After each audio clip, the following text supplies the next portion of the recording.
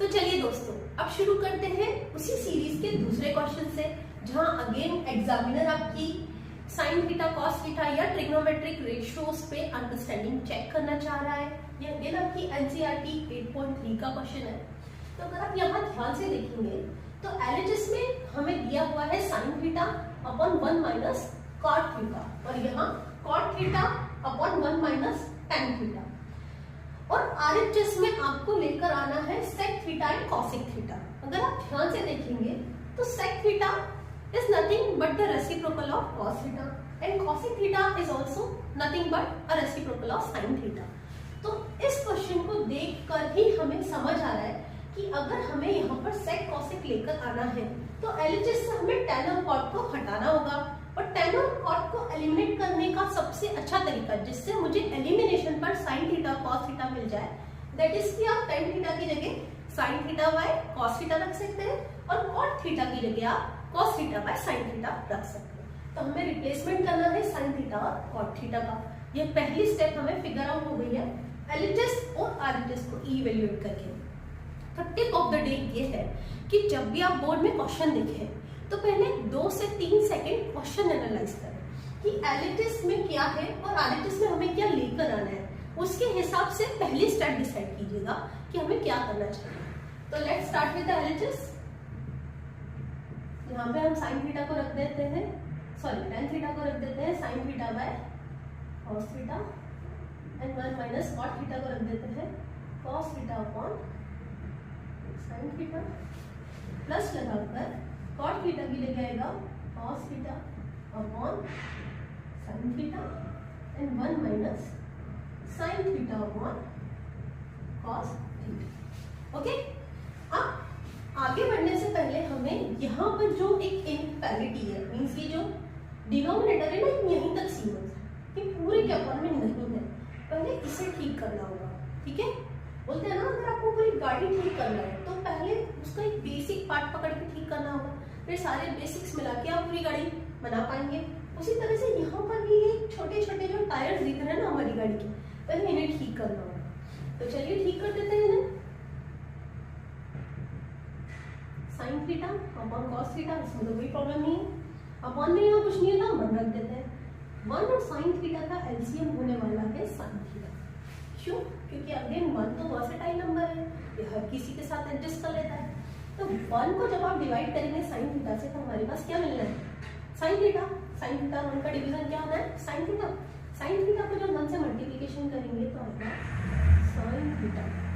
Okay, minus हम as it is कर देंगे, पर साइन थीटा और साइन थीटा को जब आपस में डिवाइड करेंगे तो हमें मिलेगा 1 का मल्टीप्लिकेशन होगा cos थीटा, यहाँ पर आ जाएगा cos थीटा। ओके, अब यहाँ हम plus as it is put कर देते हैं, cos theta as it is put कर देते हैं, अपॉन में लिख देंगे साइन थीटा, उसके अपॉन में cos थीटा, यहाँ कुछ नहीं है तो 1 और cos थीटा को जब आप डिवाइड करेंगे तो आंसर मिलेगा cos थीटा। cos थीटा का ऊपर मल्टीप्लिकेशन हुआ तो आएगा cos theta minus cos theta का cos थीटा में डिवीजन होगा 1 का sin थीटा में मल्टीप्लिकेशन होगा। आई होप यहाँ तक आपको इजीली समझ में आ गया है।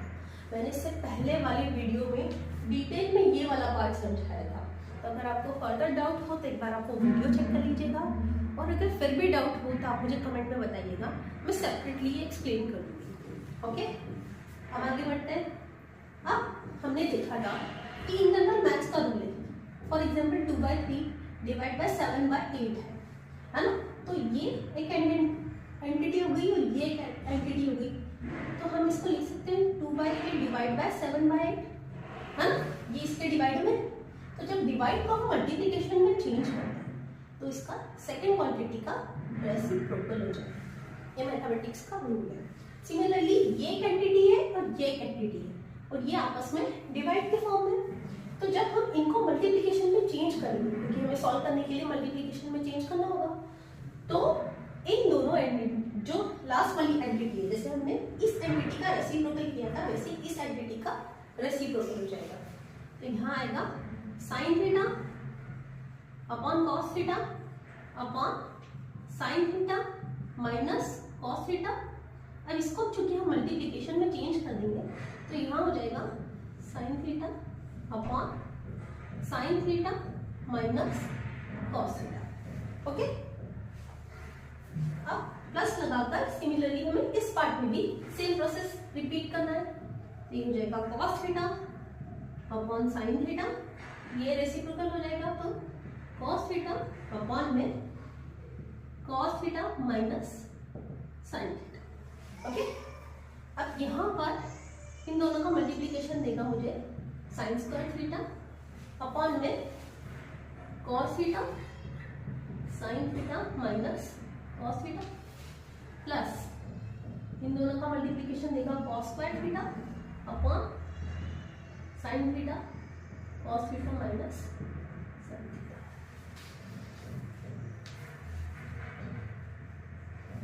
आई होप आप सभी को यहाँ तक आसानी से समझ आया होगा। अब हमें क्या करना है, अगर आप ध्यान देंगे तो यहाँ का जो डिनोमिनेटर स्पेशली जो ये वाला पार्ट है sine theta minus cos theta, यहाँ ये अपोजिट नेचर में साइन माइनस में है, यहाँ पर कॉस माइनस में है। तो अगर मैं इस एंटिटी से साइन कॉमन ले लेती हूँ, साइन कॉमन ले लेती हूँ, फॉर एग्जाम्पल मैंने साइन यहाँ कॉमन लिया, ओके, यहाँ प्लस ही लगा हुआ है, तो क्या हो जाएगा साइन थीटा प्लस का हो जाएगा, कॉस थीटा माइनस का हो जाएगा। क्यों? क्योंकि जब मैं माइनस का मल्टीप्लिकेशन करती हूँ अंदर तो अगेन साइन माइनस का और कॉस प्लस का हो जाएगा।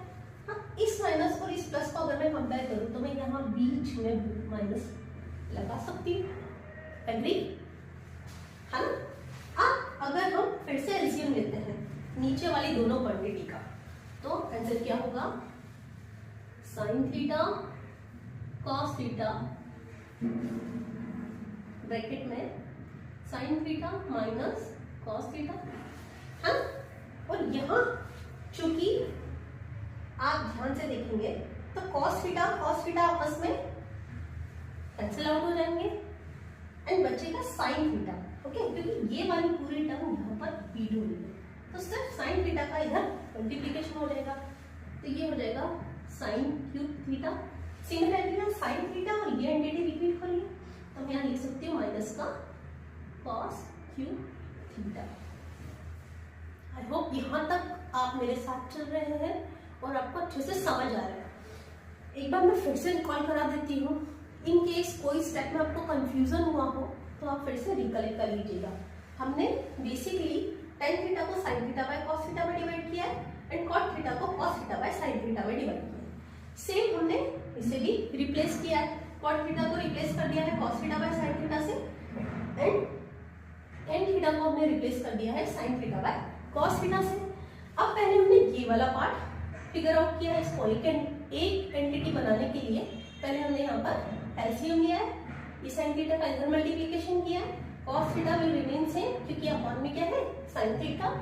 सिमिलरली यहाँ पर cos थीटा का मल्टीप्लिकेशन हो जाएगा, sin theta will remain same because यहाँ पर क्या है cos थीटा।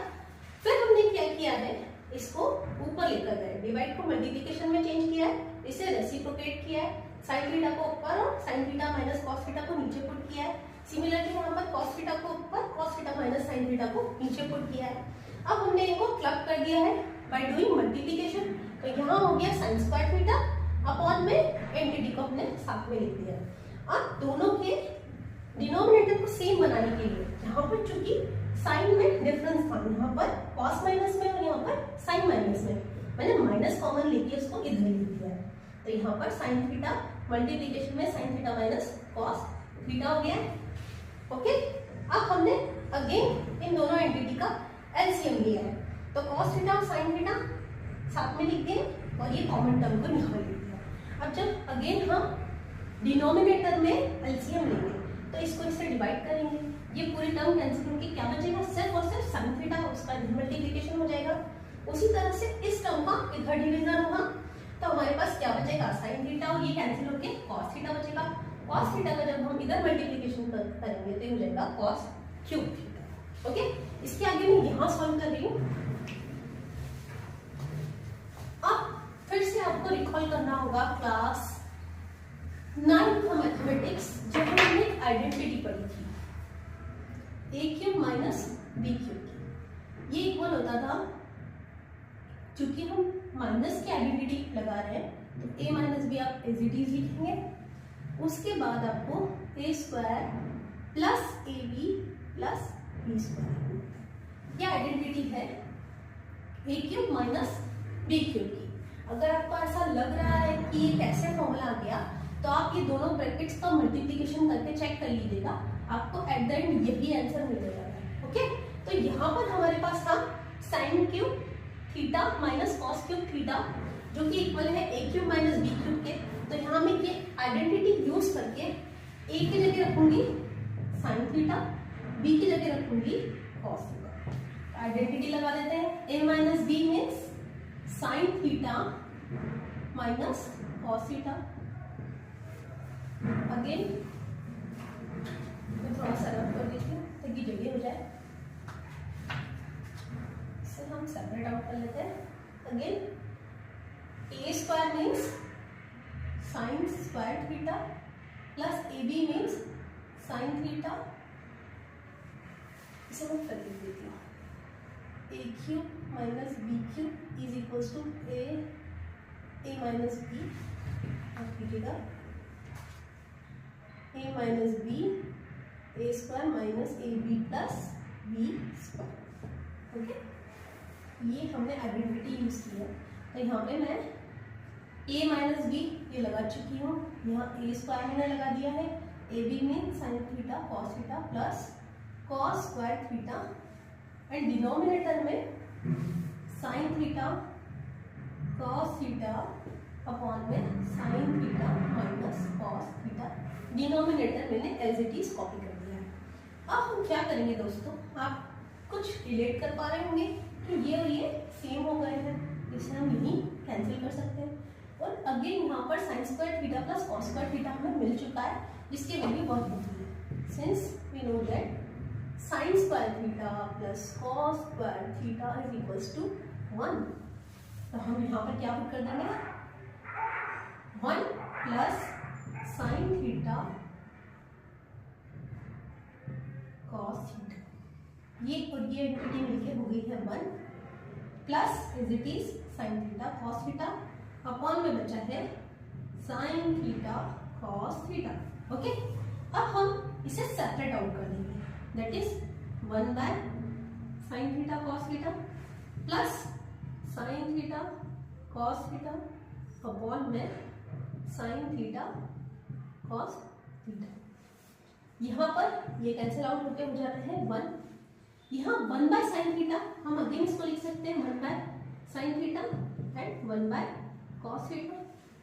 और जैसा कि आप जानते हैं 1 by sine theta is equals to cosec theta and 1 by cos theta is equals to sec theta plus, and which is again magically equal to R H S.